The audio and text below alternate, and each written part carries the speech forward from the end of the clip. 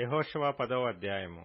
యెహోషువ హాయిని పట్టుకొనిన సంగతియు, అతడు యెరికోను దాని రాజును నిర్మూలము చేసినట్టు హాయిని దాని రాజును నిర్మూలము చేసిన సంగతియు, గిబియోను నివాసులు ఇశ్రాయేలీయులతో సంధి చేసుకుని వారితో కలుసుకొనిన సంగతియు యెరూషలేము రాజైన అదోనీసెదకు వినినప్పుడు అతడును అతని జనులను మిగుల భయపడిరి.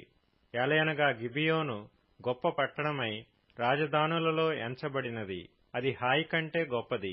అక్కడి జనులందరూ శూరులు. అంతటా యెరూషలేము రాజైన అదోనీసెదకు గిబియోనీయులు యెహోషువతోనూ ఇశ్రాయేలీయులతోనూ సంధి చేసియున్నారు. మీరు నా యొద్దకు వచ్చి నాకు సహాయము చేసిన ఎడల మనము వారి పట్టణమును నాశనము చేయుదుమని హెబ్రోను రాజైన హోహాము నొద్దకును, యర్మూతు రాజైన పిరాము నొద్దకును, లాకీషు రాజైన యాఫీయ యొద్దకును, ఎగ్లోను రాజైన దెబీరు నొద్దకును వర్తమానము పంపెను. కాబట్టి అమోరీయుల 5 రాజులను, అనగా యెరూషలేము రాజును, హెబ్రోను రాజును, యర్మూతు రాజును, లాకీషు రాజును, ఎగ్లోను రాజును కూడుకొని తామును తమ సేనలన్నీయు బయలుదేరి గిబియోను ముందర దిగి గిబియోనీయులతో యుద్ధము చేసిరి. గిబియోనీయులు మన్యములలో నివసించు అమోనీయుల రాజులందరూ కూడి మా మీదికి దండెత్తి వచ్చియున్నారు గనుక నీ దాసులను చెయ్యి విడువక త్వరగా మా యొద్దకు వచ్చి మాకు సహాయము చేసి మమ్మను రక్షించుమని గిల్గాలులో దిగియున్న పాళెములో యెహోషువకు వర్తమానము పంపగా, యెహోషువయు అతని యొద్దనున్న యోధులందరూ పరాక్రమము గల శూరులందరూ గిల్గాలు నుండి బయలుదేరిరి. అప్పుడు యెహోవా వారికి భయపడకుము, నీ చేతికి వారిని అప్పగించియున్నాను, వారిలో ఎవడనూ నీ ఎదుట నిలువడని యెహోషువతో సెలవీయగా, యెహోషువ గిల్గాలు నుండి ఆ రాత్రి అంతయు నడిచి వారి మీద హఠాత్తుగా పడెను. అప్పుడు యెహోవా ఇశ్రాయేలీల ఎదుట వారిని కలవరపరచగా, యెహోషువ గిబియోనునెదుట మహాఘోరముగా వారిని హతము చేసెను. బేత్ హోరోనుకు పైకి పోవు మార్గమున అజేకా వరకును మక్కేదా వరకును యోధులు వారిని తరిమి హతము చేయుచూ వచ్చిరి. మరియు వారు ఇశ్రాయేలీల ఎదుటి నుండి బేత్ హోరోనుకు దిగిపోవు త్రోవను పారిపోవుచుండగా, వారు అజేకాకు వచ్చు వరకు యెహోవా ఆకాశము నుండి గొప్ప వడగండ్లను వారి మీద పడవేసెను. గనుక వారు దానిచేత చనిపోయిరి. ఇశ్రాయేలీయులు కత్తివాత చంపిన వారికంటే ఆ వడగండ్ల చేత చచ్చిన వారు ఎక్కువ మంది అయిరి. యెహోవా ఇశ్రాయేలీయుల ఎదుట అమోరీయులను అప్పగించిన దినమున ఇశ్రాయేలీయులు వినుచుండగా యెహోషువ యెహోవాకు ప్రార్థన చేసెను. సూర్యుడా, నీవు గిబియోనులో నిలువుము. చంద్రుడా, నీవు అయ్యాలోను లోయలో నిలువుము. జనులు తమ శత్రువుల మీద పగ తీర్చుకుని వరకు సూర్యుడు నిలిచెను, చంద్రుడు ఆగెను అనుమాట యాషారు గ్రంథములో వ్రాయబడి ఉన్నది గదా. సూర్యుడు ఆకాశ మధ్యమున నిలిచి ఇంచుమించు ఒక నాడెల్లా అస్తమింప త్వరపడలేదు. యెహోవా ఒక నరుని మనవి వినిన ఆ దినము వంటి దినము దానికి ముందేగాని దానికి తర్వాతనే గాని యుండలేదు. నాడు యెహోవా ఇశ్రాయేలీల పక్షముగా యుద్ధము చేసెను. అప్పుడు యెహోషువయు అతనితో కూడా ఇశ్రాయేలీలందరూ గిల్గాలులోనున్న పాళెములోనికి తిరిగి వచ్చిరి. ఆ రాజులైదుగురు పారిపోయి మక్కేదాయందలి గుహలో దాగియుండిరి. మక్కేదాయందలి గుహలో దాగియున్న ఆ రాజులైదుగురు దొరికిరని యెహోషువకు తెలుపబడినప్పుడు యెహోషువ ఆ గుహ ద్వారమునకడ్డముగా గొప్ప రాళ్లను దొర్లించి వారిని కాచుటకు మనుషులను ఉంచుడి.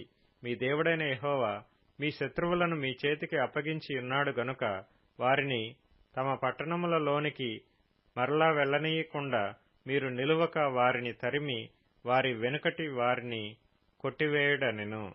వారు బొత్తిగా నశించు వరకు యెహోషువయు ఇశ్రాయేలీయులను బహుజన సంహారము చేయుట కడతేర్చిన తరువాత వారిలో మిగిలియున్న వారు ప్రాకారము గల పట్టణములలో చొచ్చిరి. జనులందరూ మక్కేదాయందలి పాళెములోనున్న యెహోషువ యొద్దకు సురక్షితముగా తిరిగి వచ్చిరి. ఇశ్రాయేలీయులకు విరోధముగా ఒక మాట అయినను ఆడుటకు ఎవనికిని గుండె చాలకపోయెను. యెహోషువ ఆ గుహకు అడ్డము తీసివేసి గుహలో నుండి ఆ 5 రాజులను నా యొద్దకు తీసుకుని రండని చెప్పగా వారు అలాగు చేసి యెరూషలేము రాజును, హెబ్రోను రాజును, యర్మూతు రాజును, లాకీషు రాజును, ఎగ్లోను రాజును, ఆ రాజుల 5 ఆ గుహలో నుండి అతని యొద్దకు తీసుకొని వచ్చిరి. వారు ఆ రాజులను వెలుపలికి రప్పించి యెహోషువ యొద్దకు తీసుకొని వచ్చినప్పుడు యెహోషువ ఇశ్రాయేలీయులనందరినీ పిలిపించి తనతో యుద్ధమునకు వెళ్లి వచ్చిన యోధుల అధిపతులతో, మీరు దగ్గరకు రండి, ఈ రాజుల మెడల మీద మీ పాదములనుంచుడని చెప్పగా వారు దగ్గరకు వచ్చి వారి మెడల మీద తమ పాదములనుంచిరి. అప్పుడు యెహోషువ వారితో, మీరు భయపడకుడి, జడియకుడి, దృఢత్వము వహించి ధైర్యముగా నుండుడి. మీరు ఎవరితో యుద్ధము చేయుదురో ఆ శత్రువులకందరికీ యెహోవా వీరికి చేసినట్టు చేయుననెను. తరువాత యెహోషువ వారిని కొట్టి చంపి 5 చెట్ల మీద వారిని ఉరిదీసెను. వారి శవములు సాయంకాలము వరకు ఆ చెట్ల మీద వ్రేలాడుచుండెను. ప్రొద్దుగ్రుంకు సమయమున యెహోషువ సెలవీయగా జనులు చెట్ల మీద నుండి వారిని దించి వారు దాగిన గుహలోనే ఆ శవములను పడవేసి ఆ గుహ ద్వారమున గొప్ప రాళ్లను వేసిరి. ఆ రాళ్లు నేటి వరకున్నవి. ఆ దినమున యెహోషువ మక్కేదాను పట్టుకొని దానిని దాని రాజును కత్తివాతను హతము చేసెను. అతడు వారిని దానిలోనున్న వారినందరినీ నిర్మూలము చేసెను. యెరికో రాజునకు చేసినట్లు మక్కేదా రాజునకు చేసెను. యెహోషువయు అతనితో కూడా ఇశ్రాయేలీయులందరూ మక్కేదా నుండి లిబ్నాకు వచ్చి లిబ్నా వారితో యుద్ధము చేసిరి. యెహోవా దానిని దాని రాజును ఇశ్రాయేలీయులకు అప్పగింపగా వారు నిశ్శేషముగా దానిని దానిలోనున్న వారినందరినీ కత్తివాతను హతము చేసిరి. అతడు యెరికో రాజునకు చేసినట్లు దాని రాజునకును చేసెను. అంతట యెహోషువయు అతనితో కూడా ఇశ్రాయేలీయులందరూ లిబ్నా నుండి లాకీషుకు వచ్చి దాని దగ్గర దిగి లాకీషు వారితో యుద్ధము చేయగా యెహోవా లాకీషును ఇశ్రాయేలీయుల చేతికి అప్పగించెను. వారు 2వ దినమున దానిని పట్టుకొని తాము లిబ్నాకు చేసినట్లే దానిని దానిలోనున్న వారినందరినీ కత్తివాత హతము చేసిరి. లాకీషుకు సహాయము చేయుటకు గెజెరు రాజైన హోరాము రాగా యెహోషువ నిశ్శేషముగా అతనిని అతని జనులను హతము చేసెను. అప్పుడు యెహోషువయు అతనితో కూడా ఇశ్రాయేలీయులందరూ లాకీషు నుండి ఎగ్లోనునకు వచ్చి దాని ఎదుట దిగి దాని నివాసులతో యుద్ధము చేసి ఆ దినమున దానిని పట్టుకొని కత్తివాతను వారిని హతము చేసిరి. అతడు లాకీషుకు చేసినట్లే దానిలోనున్న వారినందరినీ ఆ దినము నిర్మూలము చేసెను.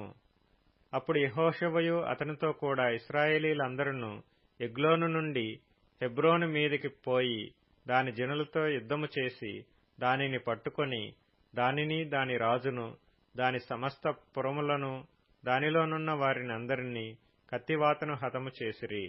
అతడు ఎగ్లోనుకు చేసినట్లే దానిని దానిలోనున్న వారినందరినీ నిర్మూలము చేసెను.